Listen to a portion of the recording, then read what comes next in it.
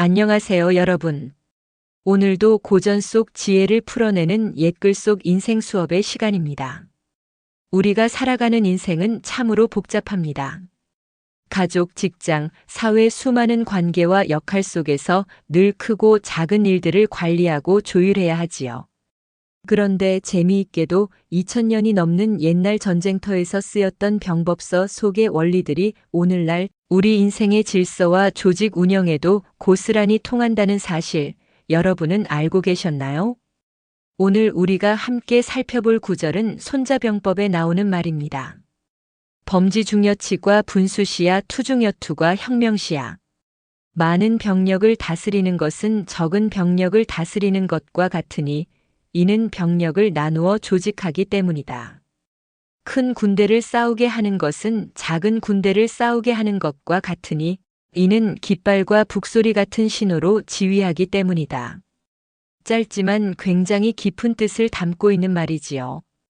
오늘은 이 구절을 풀어서 질서와 소통의 힘이라는 관점으로 이야기를 나눠보려 합니다. 손자는 전쟁을 앞둔 장수들에게 이렇게 말합니다.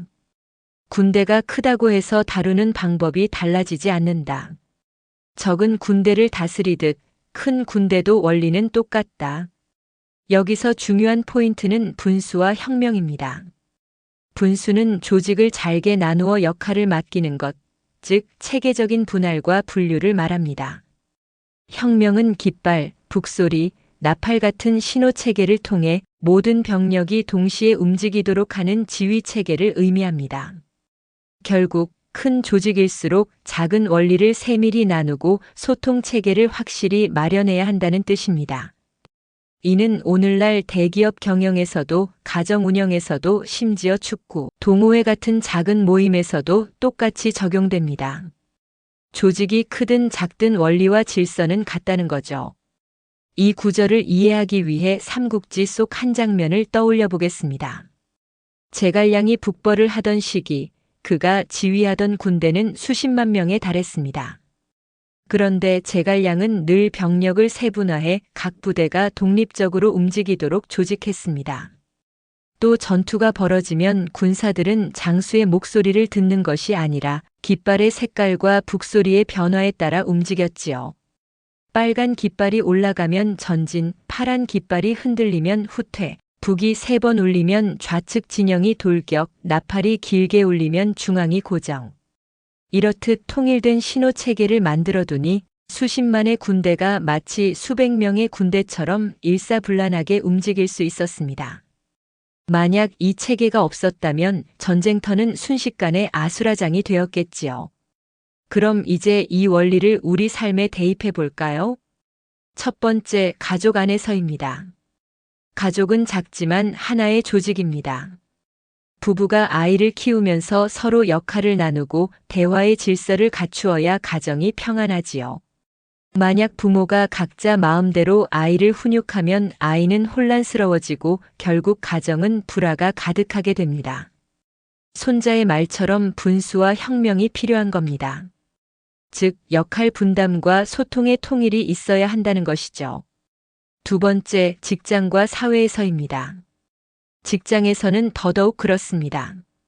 부서가 많아지고 직원이 많아질수록 누가 무엇을 맡는지, 보고 체계가 어떻게 되는지 소통, 창구가 어디인지가 명확해야 합니다. 그렇지 않으면 일은 중복되고 책임은 희미해지고 불필요한 갈등만 커지게 되지요.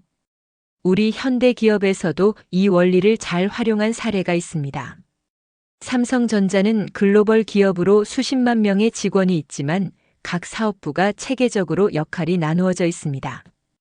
반도체, 스마트폰, 가전, 디스플레이 등 각각의 조직이 독립적으로 움직이면서도 최종적으로는 본사의 지휘에 따라 한 방향으로 나아갑니다. 만약 이런 체계가 없다면 어땠을까요? 반도체 부서는 스마트폰 부서와 따로 놀고 가전 부서는 독자적으로 움직여 혼란이 생겼을 겁니다. 하지만 조직의 분수, 곧 분할과 혁명, 곧 소통 체계가 철저하기 때문에 이 거대한 기업도 하나의 방향으로 움직일 수 있었던 것이지요. 이 구절이 주는 교훈은 단순합니다. 큰 일도 작은 일처럼 원리를 지켜라. 많은 사람도 소수처럼 소통하라. 우리가 인생을 살다 보면 해야 할 일은 점점 많아지고 사람들과의 관계도 복잡해집니다. 하지만 결국 핵심은 단순합니다. 나누고 맡기고 정리하는 것과 그리고 소통의 창구를 하나로 모으는 것. 이 두 가지만 잘 지켜도 큰 일은 작은 일처럼 풀리고 큰 조직은 작은 모임처럼 화합을 이룰 수 있습니다. 손자가 말한 범지중여칙과 분수시야 투중여투과 혁명시야라는 구절은 군대라는 극한의 상황 속에서 나온 지혜이지만 오늘날 우리의 삶에도 그대로 통합니다. 우리는 가족이라는 작은 조직을 다스리고 회사라는 중간 조직에 속하며 사회라는 큰 조직 속에서 살아갑니다. 어디서든 원리는 같습니다. 질서와 소통, 이 두 가지가 바로 조직과 인생을 움직이는 힘입니다.